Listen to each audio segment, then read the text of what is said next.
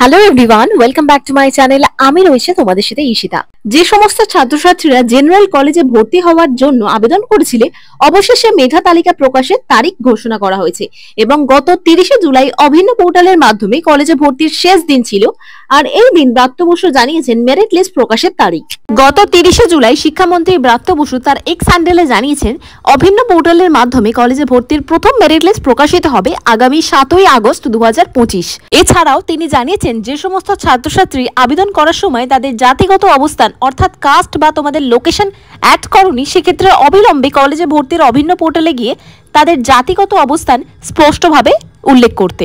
এবছর কলেজে ভর্তির জন্য 3,59,114 জন ছাত্রছাত্রীদের নাম নথিভুক্ত করেছে এবং অভিন্ন পোর্টালে মোট আবেদন করেছেন 20,59,760 জন। রেজিস্টার করা ছাত্রছাত্রীদের মধ্যে অন্য রাজ্যের ছাত্রছাত্রীদের সংখ্যা হলো 4,311 জন।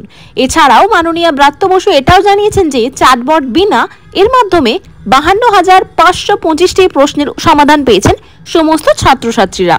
অবশেষে জানিয়ে রাখি, রাজ্যে এই মুহূর্তে মোট 477টি কলেজ এবং বিশ্ববিদ্যালয় রয়েছে এবং সমস্ত কলেজ এবং বিশ্ববিদ্যালয় মিলিয়ে টোটাল 9,48,737টি সিট রয়েছে। ফলে এবছর বিপুল সংখ্যক ফাঁকা আসন থাকবে, কারণ আবেদনপত্রই জমা পড়েছে মাত্র 3,59,114টি। তাই চিন্তা করার কোনো কারণ নেই। তুমি যদি তোমাদের পছন্দের কলেজ না পাও, সেক্ষেত্রে পরবর্তী মেরিট লিস্টে তোমাদের নাম কিন্তু অবশ্যই আসবে।